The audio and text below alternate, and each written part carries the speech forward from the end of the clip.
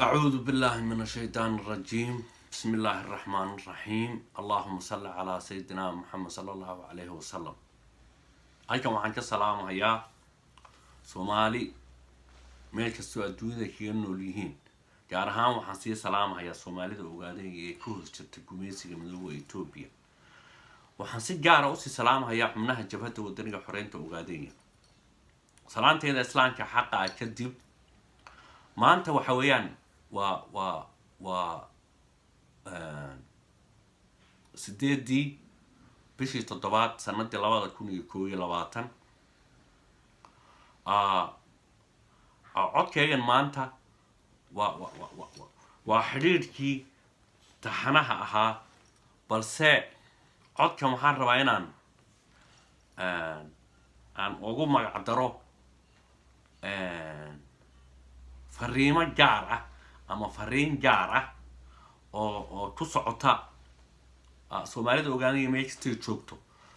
gaar ahaan waxay ku sii socotaa fariintani waa xubnaha jabhadda wadaniga xoreynta ogaadeenaya yeesan u dayma la'aan, balse waxaad moodaa qodobkani wuxuu xidhiidh la leeyahay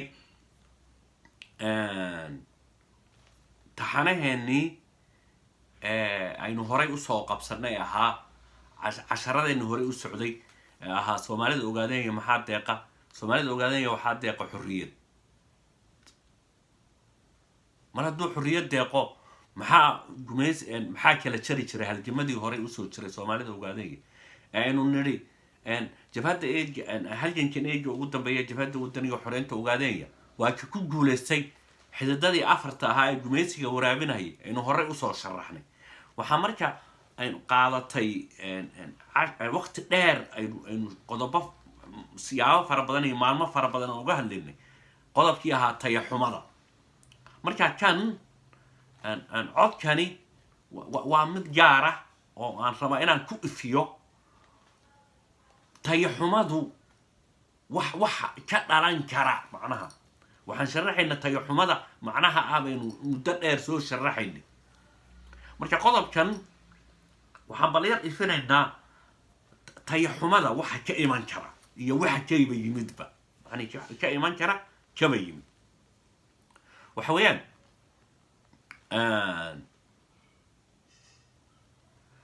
gumeysiga midowga Itoobiya, siyaasadda reer Yurub, siyaasadda galbeed iyo internationaliba bari iyo galbeed labaduba, oo macnaheedu siyaasadda Ruush waa bari, labadooduba way usoo hiilinayeen Itoobiya, weligeedna waa u heeliyaan. eegadan aan hadda taagannahay ayaa aas diplomatical issue-ga loogu hiilinayaa Itoobiya, istaraatiijiyadeeda fog, tala bixinteeda, hiilimaadkeeda, aqoonsigeeda caalaminnimo loogu hiilinaya. marka waxa yaab leh marka oo ama kaag leh in aad halgan qodo dheer oo muddo qarni ah kaba soo qaad hadda waddankan anu hadda aan ku noolahay oo Australia ah waxaa la qabsaday oo Ingiriisku yimid oo dadkii aboriginalka ay ku noolaa uu xilligu u yimid waxay ahayd 1788. waxaa laga joogaa 233 sano. 203 sano waddankaas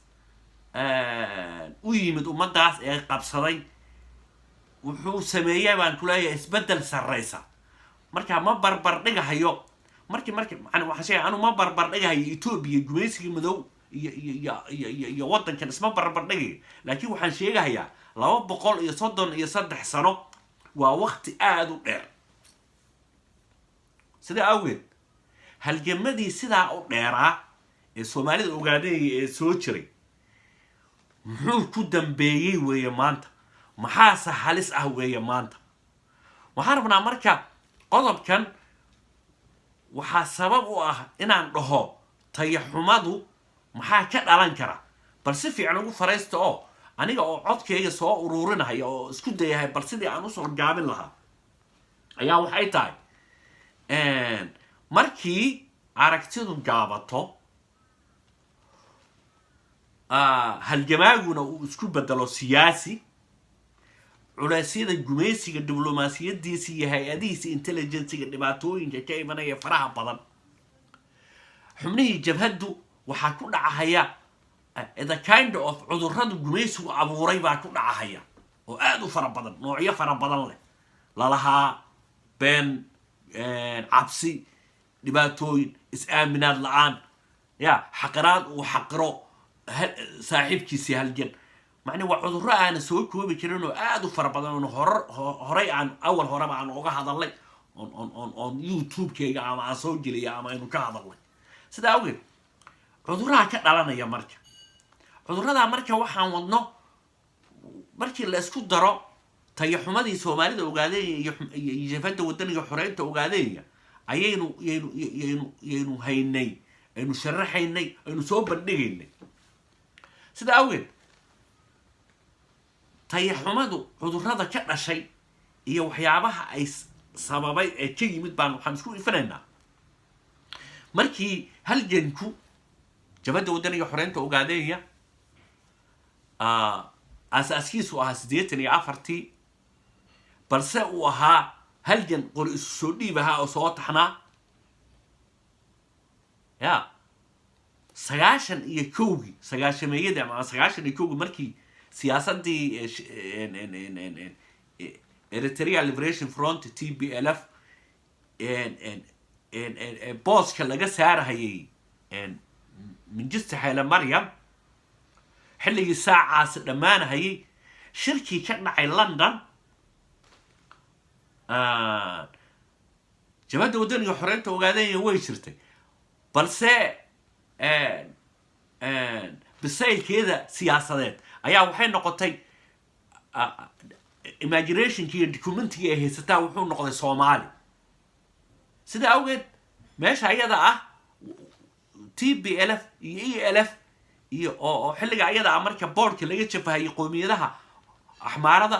qoomiyadaha oromada iyo qoomiyadaha Tigreega marka ayada ay isku markii u dambeysay u xubsiibatay la mideeyay loo bixiyay EPRDF asalkeedu TPLF laakiin TPLF ay la lahayd iskaashi ELF oo Eritrea ay qodobkii 39 saa uga faa'iideysatay waan is xusuusinaynaa xilliga ayada shirkii ka dhacay Ingiriiska London ya jabhadda wadaniga xoreynta ogaaday bartaas lagaga hoos guuray kabacdina sidii bay TPLF wadankii u qabatay meesha ayadana waxay abuuratay marka ururo iyo EPDO iyo Salaamina Margada iyo programyo fara badan oo ay ummadda ay ku qabsanaysay ayay asaasatay sida awgeed waxa la yiraahdaa dhaxalka legacy waxa laga dhaxlay marka siyaasadda TPLF dhaxalkii markii hogaankii jabhadda wadaniga xoreynta ogaadeeya halgankiisu soo gaabtay aragtidii markay gaabatay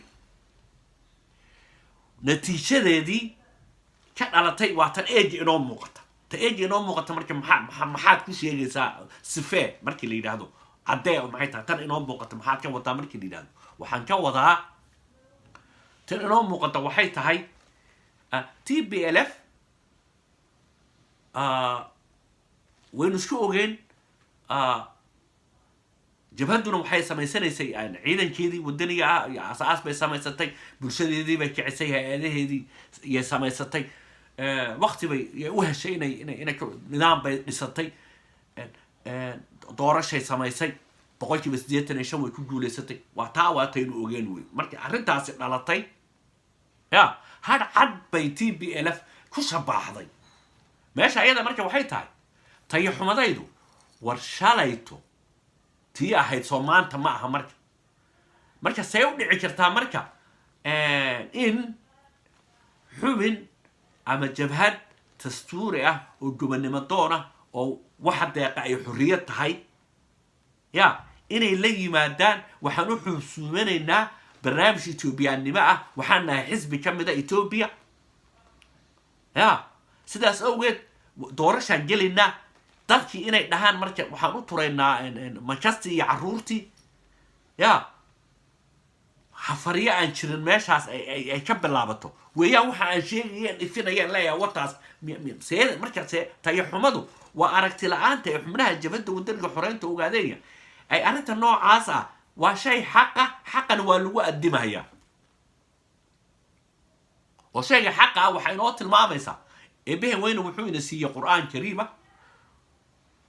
oo waxa inaga filanba suuradda la yiraahdo wal casri oo inoo tilmaamaysa inaad xaqa ku adintid ya inaad sabir u yeelatid wixii aad awooday inaad tahay mid hanuunsan oo cibaadadiisu ay ka shaqeeya marka wal casri baa inaga filan marka in xaqa lagu adimo marka xubnaha jabhadda waddanka xoreynta ogaadeeya waa inay xaqa ku adimaan isla mar ahaantaana waxaan soo qaadanaynaa marka markuu bini'aadanku dabeecadiisu way kala duwan yihiin sida ay hadda saddexdaas midabkaas cagaarka ah ka guduudka ah iyo ka buluugga ah siday u kala duwan yihiin ayuu bini'aadankuna dabeecadiisu u kala duwan yihiin sidaa awgeed ummaddan waxay u baahan tahay hogaamiye aragti dheer oo ka faa'iideysan kara fursadda dahabiga ah ee ummaddan iyo jabhadda waddanka xoreynta ogaadeeya haysato aan soo noqdo marka ujeedada iyo codkan aan u soo galay ee leeyahay tayo xumadu waxay sababtaa waxay tahay waxa weeye xornimo doonku iyo shacab weynuhu ee taageersan waa laba kala taageere iyo xornimo doon markii naftuhuraha ama xubinka jabhadkii uu ku dhawaaqo ee yidhaahdo anigu ma doonay gumaysiga Ethiopia ma ihi meesha ayadaa waxaa ku bilaabanaya in la xidho in la dilo in la dhaawaco ya inuu ka baxo oo isaga iskaga tago gumaysigii marka waxaan dhihi karaa marka waa dugaan ya meel ku xaraysan waa bahal meel ku xaraysan haramacad shabeel libaax dawaco oo silig ku xaraysan sida awgeed wuxuu cunayaa shacabka Soomaalida ogaaday markaan isbarbar aan tusaalaha usoo qaadanayna inay yihiin shabeel haramacad gumaysu silig ku xidhan markuu ka baxa marka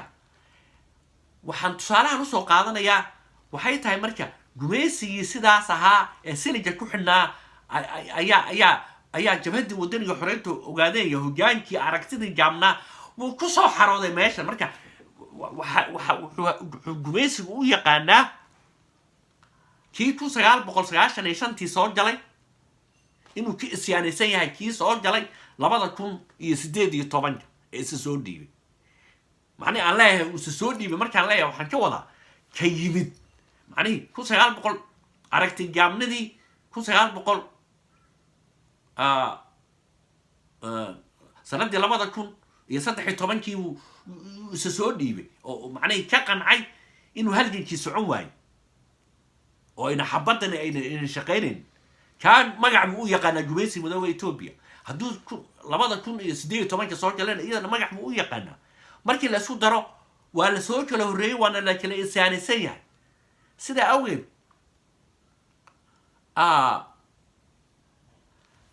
waxay yimid marka aljamaaga daacadda ah ama kaadiriinka waxay ka sugahayeen hay-adahoodii jabhadda ee sarreysay aragti dheer oo gaadhsiisa xurriyadda sida awgeed isagii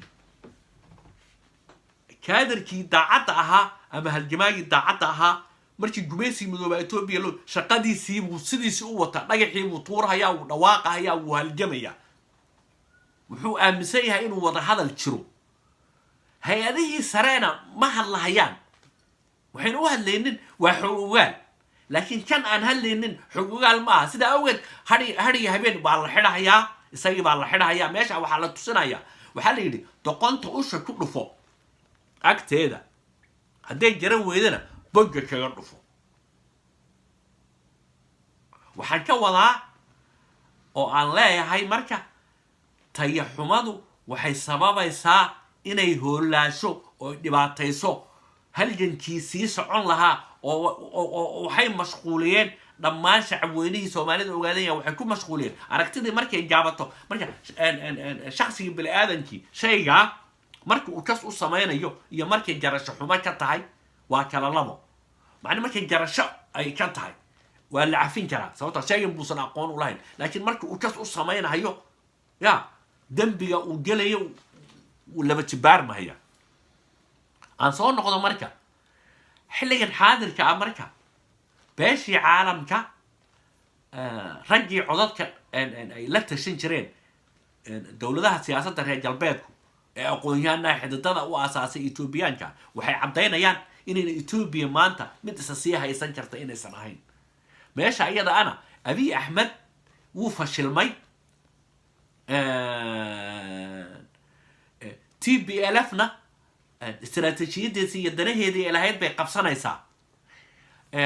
jabkii iyo jacdii ku dhacayna wuxuu ahaa abaal la marinayo oo nafsiga galeen baa laga jarahayay ya oo hadda laftigeedu wax u fogow ma jiraan siyaasadda TPLF iyo regionkaas gobolkaasi waa mid humanitarian maanta Ethiopia laftigeedu horeyna waynu u sheegnay waa tan qulqulaysa qaxootigeesa u yaacaysa ninkan riyooday ku riyooday inuu yahay hogaamiye ruuxi ah isaga Eritrean ay ka faa'iideystaan siyaasadana xogahan iyo warbixintan uu bixinayo maanta waxaan ka dhadhasan karaa barnaamijka kililka axmaarada ama qoomiyadda axmaaradii waxyaabaha ay ku dhawaaqaysaa waxay tahay Tigray markii ay dagaal ku soo qaado annaka waxa xiga waa Soomaali markay leedahay ya meesha waxaad ka garanaysaan waa fashilka Ethiopia maanta iyo BB ay taagan tahay ba meesha kaaga cad sida awgeed tayaxumadu ya yana waqtiga inaga luminin fadhiga ha ka kacaan ya jabhadda wadaniga xoreynta ogaadayna ha u soo noqoto ajendadeedii xaq ahaa holaal dambana yeysan ku jirin shakhsiyaad danaysanahayo oo intay ka qanceen halgankoodiina ma noqonayso inay sii hor joogaan xubnaha jabhadda wadaniga xoreynta ogaadayna meesha soo joogaan fadhiga ka kacaano ya halgankoodii xaq ahaa ee ahaa maxaa deeqa jabhadda wadaniga xoreynta ogaadayna ee ahaa xorriyad baa deeqda ha loo soo noqdo marka codkaygan wuxuu yahay waxba ha la yaabin dabeecadahan aad arkaysaan gumaysiga madowga Ethiopia inuu iska xidhxidho gumaysiga madowga Ethiopia isaga oo xere kuugu jiro ku cunahayo bahalaad soo doonatay aragtidaadii markay gaabatay baad soo doonatay sidaa awgeed ha kacaan xubnaha jabhadda wadaniga xoreynta ogaadaya ee bisaylka siyaasiga aragtida dheer leh gumaysiga madowga Ethiopia ha dhaco Soomaalida ogaadaya ha xorowdo soo noqon waa salwaaniga Axmed Sacaad wassalaamu calaykum waraxmatullaahi wabarakaatuh